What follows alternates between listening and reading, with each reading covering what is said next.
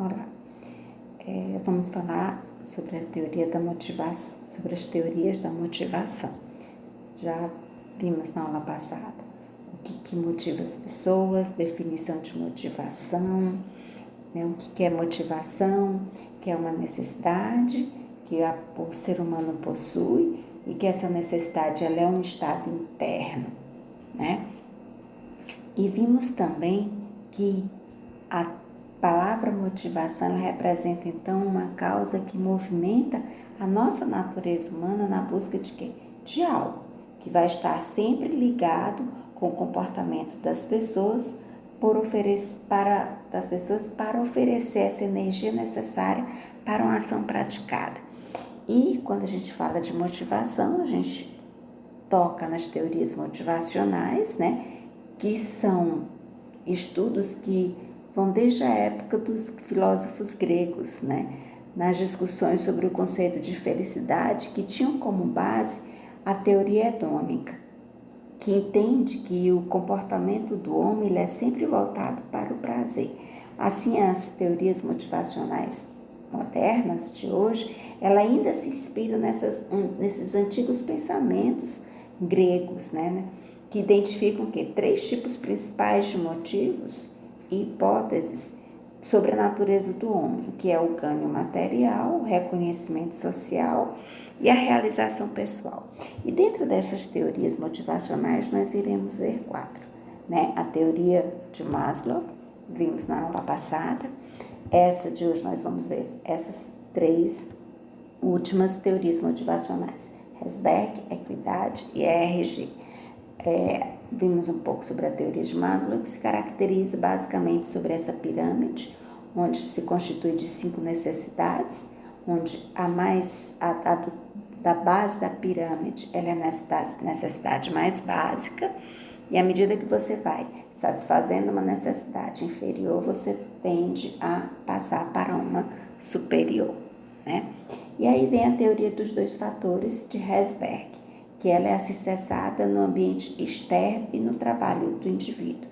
Para essa teoria, como o próprio nome fala, existem 2 fatores a serem considerados na satisfação do cargo que a pessoa ocupa, que são os fatores higiênicos e motivacionais. Os fatores higiênicos seria aquele relacionado às condições que rodeiam o empregado enquanto ele trabalha: salários, benefícios, regulamentos internos, segurança no cargo e relações interpessoais. E é o que tradicionalmente as organizações elas usam para motivar os seus colaboradores, os seus empregados.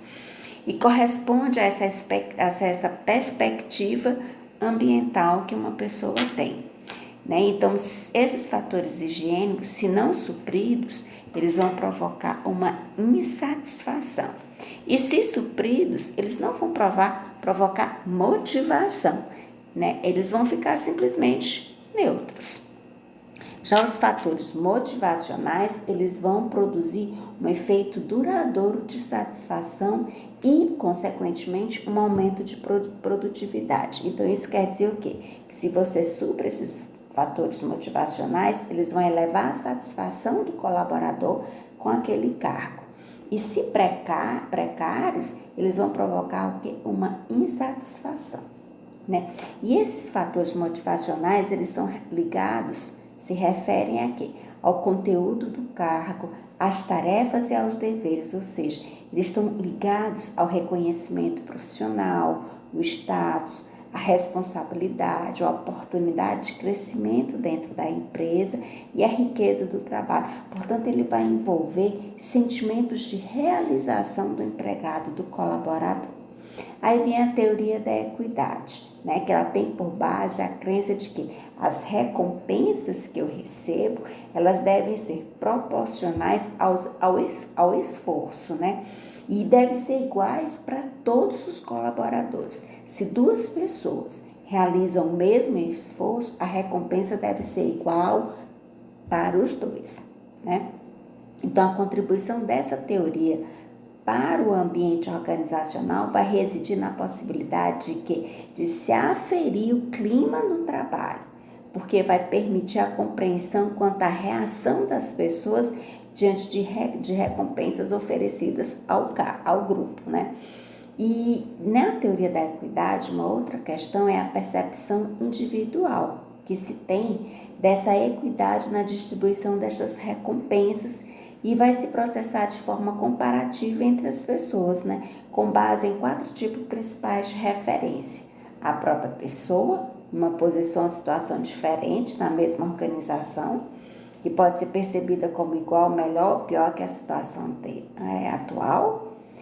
O próprio ser, na própria pessoa, o próprio empregado, numa situação diferente, né, em outra organização que pode ser percebida como igual, melhor ou pior que a situação atual.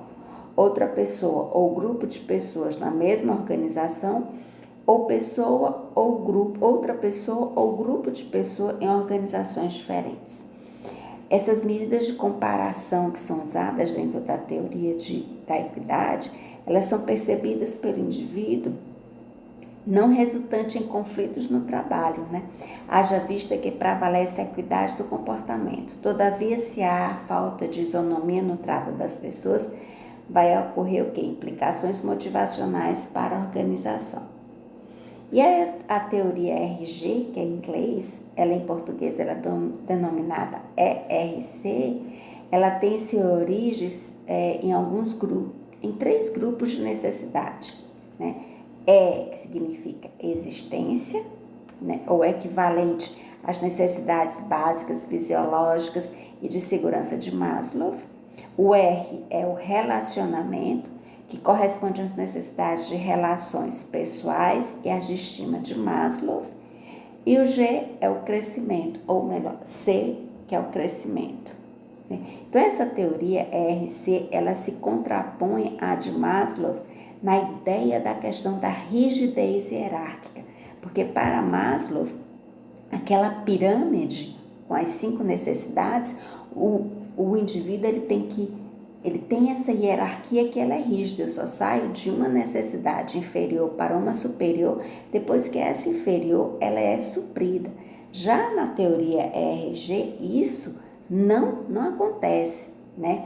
Então, a transferência de um nível para o outro não ocorre somente após a satisfação do nível inferior.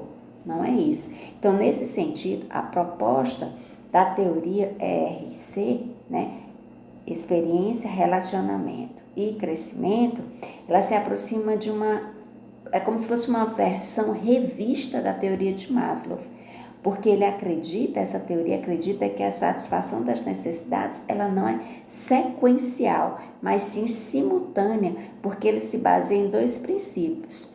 Mais de uma necessidade pode funcionar ao mesmo tempo, né? E a questão do aumento do desejo de satisfazer a uma necessidade da parte inferior.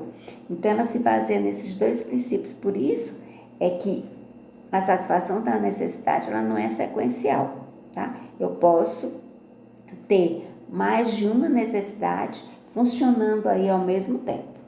E a gente fica por aqui. Até a nossa próxima aula.